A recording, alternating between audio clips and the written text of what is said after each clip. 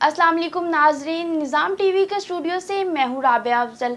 जी आपको लिए चलते हैं दुबई, जहां निज़ाम टीवी के प्रोग्राम आज की शख्सियत में Sardar Nihal Khan Baladi, chairman Pakistan Public Rights Party ने बनी नू इंसानियत की खिदमत के मिशन को अपना निस्बुलैन बनाया हुआ है। उन्होंने निज़ाम टीवी के एंकर अरशद महमूद राना से क्या अहम बातें की, आइए आपको भी दिखाते हैं।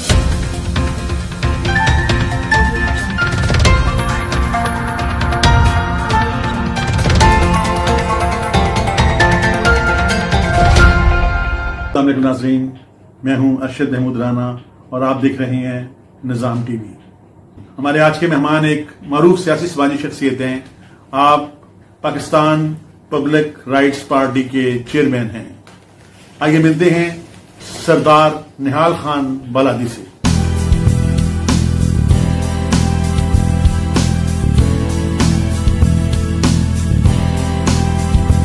निहाल खान बलादी साहब, आप हमें ये बताइए कि आप मुतअद्दिद अरब अमारात में काफ़ी अरसे से मुकीम हैं और यहाँ की गवर्नमेंट ने कोरोना के हवाले से बहुत काम किया और काफ़ी हद तक उस पर काबू भी पा लिया।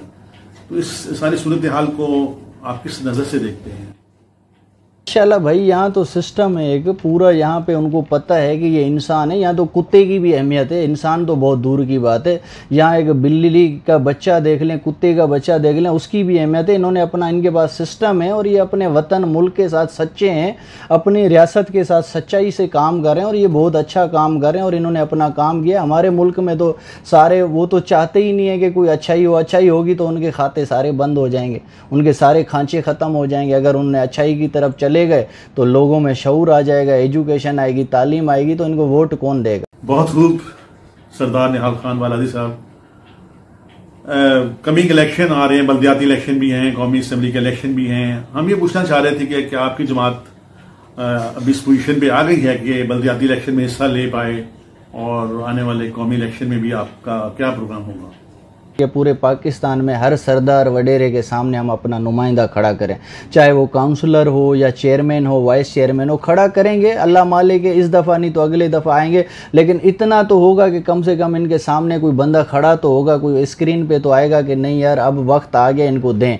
अभी यही हालात की वजह से अब जब हमने इनके सामने खड़े हुए हैं तो हमारा एक वहाँ पर इलाके का मसला था रोड का। दो पिछले 50 साल से रोड नहीं बन रहा था और बड़े बड़े हमारे डिस्ट्रिक्ट के अंदर सारे तकरीबन 8-10 MNA MPA वहाँ से कोई इलेक्शन जीते हैं और बड़े हाई पावर के, लेकिन एक छोटा सा 10 किलोमीटर का रोड नहीं बनने दे रहा था कोई भी। जब हम इनके सामने खड़े हुए तो अभी रोड वो बन रहा है, काम चल रहा है उसका माशाल्लाह। तो अभी ये है कि हम इनके सामने बंदे अपने खड़े करेंगे, चाहे वो 5 वोट लें, 50 वोट लें, 100 वोट लें या 200 वोट लें। इंशाल्लाह कोशिश है कि जीतेंगे। अगर नहीं भी जीते तो ये हमारी जीत है, जो हम इनके सामने खड़े हो गए ये हमारी जीत है और इससे ज़्यादा क्या चाहिए। निहाल खान बलादी साहब, आप एक सियासी जमात के चेयरमैन भी हैं। हमारे नाज़रीन को ये बताइए कि आपको एक सियासी जमात बनाने की क्या जरूरत महसूस हुई? बिज़नेस करता हूँ, मैं बाहर रहता हूँ, सारे भाई मेरे साथ सेटल हैं, मेरा पूरी फैमिली बाहर रहती है और हम कराची में सेटल हैं, अपना बिज़नेस करते हैं। लेकिन जब मैं यहाँ से जाता हूँ, वहाँ पे एक दफ़ा मैं घर पे गया, वहाँ रात को 8-9 बजे मेरे बच्चे की तबीयत ख़राब हो गई। पूरा डिस्ट्रिक्ट घूम के आया, ना कोई डॉक्टर मिल रहा था, ना कोई मेडिसन मिल रही थी।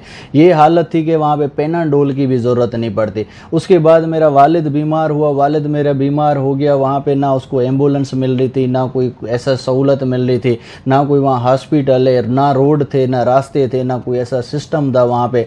जब वहाँ मैं 6-8 महीने मुसलसल जाके यहाँ से जाके वहाँ रहा हूँ, तब मुझे पता चला कि यहाँ तो इंसान तो नहीं, जानवर भी यहाँ बहुत मुश्किल से रह सकता है। अगर वो रहना चाहे तो जानवर भी वहाँ से वो भाग जाएगा। वो हालत है हमारे इलाके पूरे पाकिस्तान में, आपने खुद देखा होगा वहाँ पे क्या हालात हैं। ना वहाँ पानी है, ना बिजली है, ना गैस है, ना सेवरेज है, ना रोड है, ना रास्ते हैं, ना कोई हॉस्पिटल है, ना कोई इलाज है, ना कोई तालीम है, ना कोई स्कूल है। अगर स्कूल हैं तो वहाँ पे भैंसों के बाड़े बने हुए हैं, वडेरे सरदारों के उताकें बनी हुई हैं वहाँ पे। उसके अलावा हॉस्पिटल अगर है, गलती से पहली बात तो हॉस्पिटल में कोई चीज़ ही नहीं, अगर है तो वहाँ डॉक्टर होते ही नहीं है, वो अपनी प्राइवेट क्लिनिकें चलाते हैं, जाली मेडिसिन कमीशनों पे चलाते हैं, कोई सिस्टम ही नहीं है हमारे पाकिस्तान के अंदर।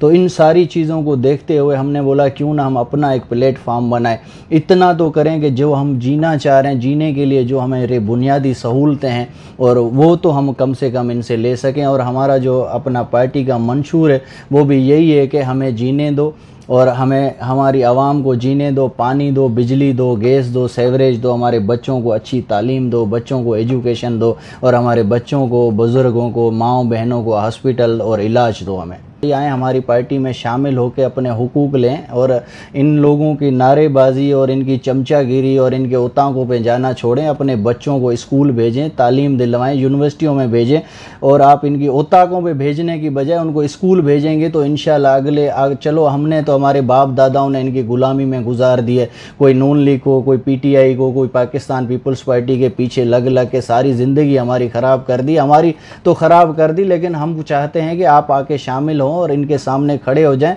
और मैं पैगाम देता हूं कि आप इनको, बच्चों को इनकी औताकों पे, इनके चमचागिरी से बचाएं और इनको अच्छा रास्ता दिखाएं, इनको एजुकेशन दिलाएं, एजुकेशन की तरफ अपने औलाद को, बच्चों को ले जाएं। सरदार निहाल खान वालादी साहब, आपका शुक्रिया, आपने हमें टाइम दिया। सर, अपने बारे में कुछ बताइए हमारे नाज़रीन को।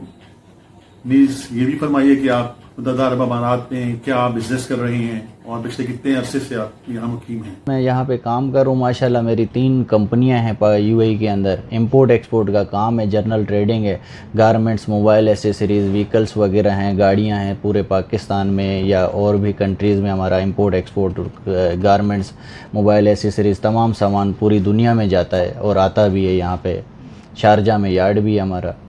थैंक यू वेरी मच, आपने हमें टाइम दिया। आखिर में हमारे नाज़रीन को ये भी बताइएगा कि मुतअद्दिद अरब अमारात में जो कारोबारी शख्सियात यहाँ पे इन्वेस्टमेंट करने के लिए आना चाहती हैं, कारोबार करने के लिए आना चाह रहे हैं, आप उन्हें क्या पैगाम देंगे कि वो किस तैयारी से यहाँ पे आए हैं और यहाँ पे क्या स्कोप है?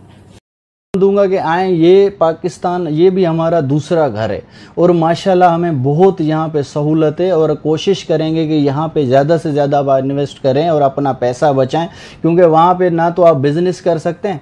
अभी भत्ता माफिया से, MQM से और इन तलियारी गैंगवार से इनसे जान ही नहीं छूटी थी, तो दूसरी हमारे ऊपर रियासतें ये मुसल्लत हो गई PTI और पाकिस्तान पीपल्स पार्टी से। इन्होंने जान नहीं छोड़नी, इन्होंने बिजनेसमैन से भी भत्ता मांगना है।